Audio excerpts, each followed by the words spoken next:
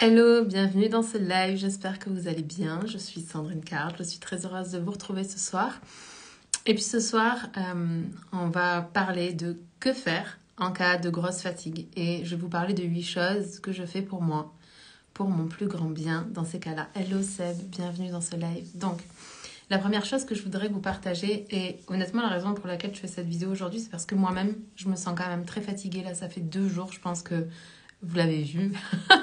Vous commencez à me connaître, on se voit tous les jours, vous voyez ma tête et puis je pense que là vous pouvez percevoir que ces derniers jours je suis un peu fatiguée.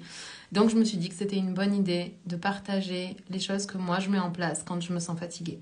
La première chose, c'est bien sûr quand on est fatigué, se reposer. Et par se reposer, ce que je veux dire, c'est avoir un vrai repos de qualité. Autant un sommeil de qualité que d'avoir vraiment des temps off de qualité. Ce que je veux vous dire, c'est que quand vous êtes fatigué et que vous regardez la télé ou que vous scrollez sur les réseaux sociaux ou que vous êtes en connexion avec quelque chose qui est à l'extérieur de vous, c'est pas du temps de repos de qualité. Et en ce qui concerne le sommeil de qualité, je voudrais vous inviter, hello ma belle Olfa, bienvenue dans ce live.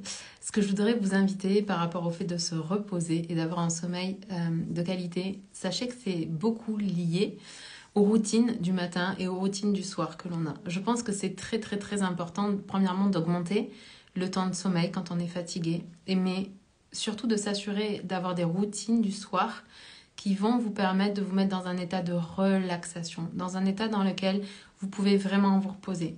Donc par exemple, si vous avez la mauvaise habitude de garder votre téléphone avec vous, de scroller sur les réseaux sociaux, de regarder les emails, de regarder tous les messages auxquels vous avez à répondre juste avant de vous endormir, c'est pas une bonne habitude.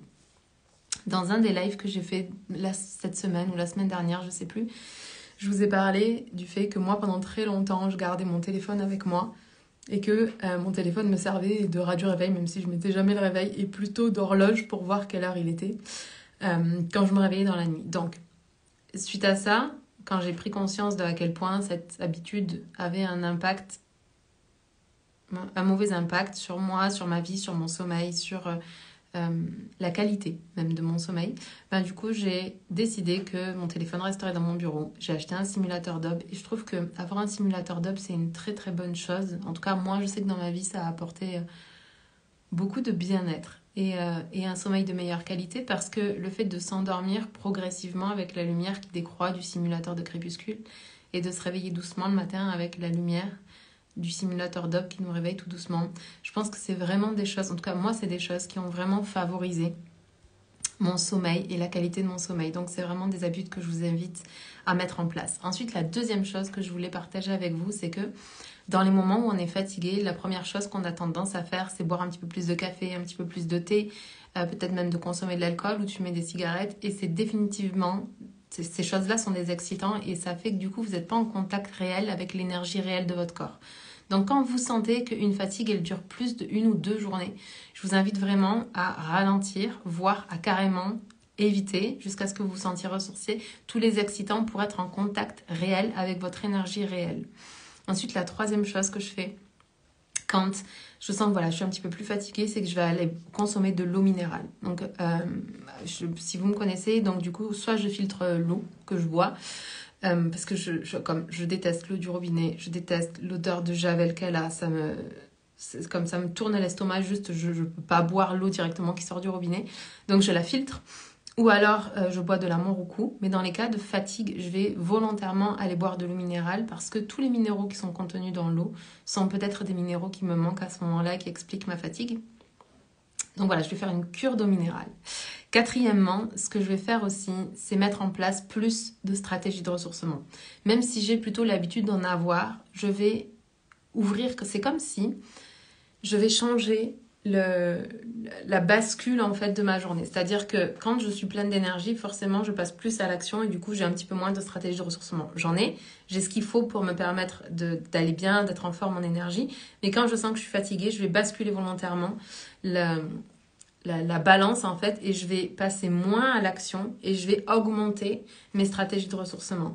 Et la première chose que je voudrais vous dire quand on parle de stratégie de ressourcement, c'est de surtout pas, et c'est une erreur pareil que j'ai fait pendant très longtemps, donc c'est vraiment l'expérience qui m'amène à vous dire ça, c'est d'arrêter d'être ultra connecté. Vraiment, mettez en stand-by vos réseaux sociaux, mettez en stand-by tous les podcasts que vous écoutez, mettez en stand-by les vidéos que vous regardez sur YouTube, mettez en stand-by même les formations que vous suivez.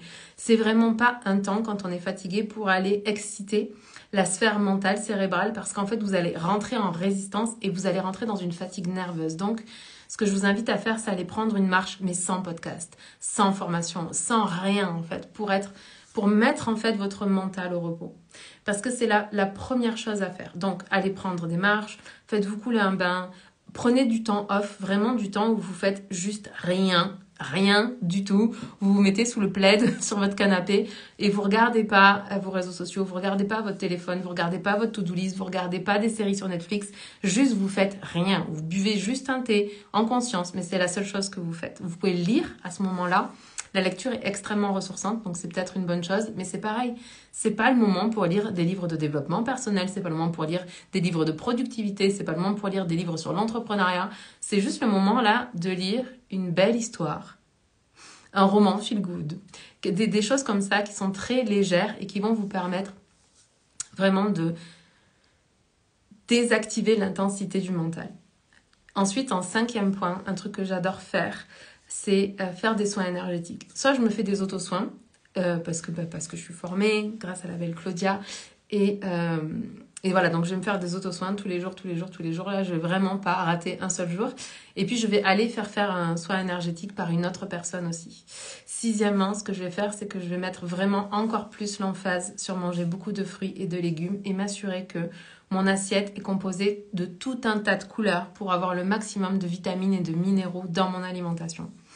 En 7e, ce que je vais aller faire et que je fais tout le temps, c'est vraiment une routine que j'ai depuis très longtemps, c'est que je vais prendre des compléments alimentaires. Aujourd'hui, la qualité nutritive des aliments qu'on consomme est vraiment malheureusement assez faible et même quand on consomme une orange, on n'a pas autant de vitamine C par exemple qu'avaient nos grands-parents à l'époque. Donc je vais vraiment aller prendre des compléments alimentaires pour venir remonter mes minéraux, mes vitamines, les choses comme ça qui pourraient être la raison de ma fatigue. Et enfin, le dernier point que je voulais aborder avec vous ce soir, c'est de relâcher le stress, la pression et toutes les formes de tension. C'est-à-dire que très souvent, encore une fois, on va suractiver le mental et on va se dire qu'on a des choses à faire dans notre entreprise, des choses à faire dans notre maison, qu'on doit bien tenir notre maison, qu'on doit s'occuper de faire à manger, qu'on doit faire toutes ces choses en fait qu'on doit faire. Et quand on est fatigué, en fait, on va se mettre la pression pour faire ces choses-là. Et ce que je voudrais vous inviter à faire, c'est vous dire, ok, en fait, il y a un livre là qui a été écrit par une entrepreneure que j'aime beaucoup. Je vais essayer de me souvenir. C'est que La poussière peut bien attendre. C'est de Karine Champagne. J'avais fait une interview de Karine Champagne sur ma chaîne YouTube si vous voulez aller la voir. Mais c'est ça, la poussière peut attendre. Parce que ce qui est le plus important, c'est pas les autres. C'est pas non plus votre maison. C'est pas non plus tout ce que vous avez à faire. C'est même pas votre entreprise. Quand vous êtes fatigué, la seule chose sur laquelle vous devez vraiment porter votre attention, c'est vous. C'est vous sentir bien, c'est remonter vos niveaux d'énergie, c'est vous permettre de vous relaxer, de vous reposer, de vous détendre. Et puis, de faire en sorte de bien nourrir, d'apporter des bons nutriments à votre corps. C'est la seule chose qui est à faire, d'accord? Et l'objectif de cette liste de 8 choses que moi je fais quand je sens que je suis un petit peu plus fatiguée et que cette fatigue, elle dure un petit peu, c'est vraiment d'aller mettre mon attention sur me ressourcer, me relaxer, et puis faire rentrer dans mon esprit, au niveau de mes émotions et de mon corps, que des choses qui sont bonnes pour moi, qui sont pour mon plus grand bien. Voilà ce que je voulais vous partager ce soir. J'espère que cette vidéo vous aura apporté peut-être des idées.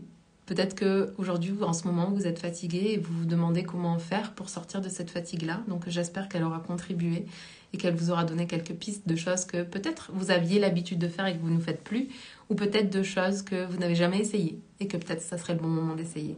Je vous aime, je vous embrasse et on se parle demain. Bye!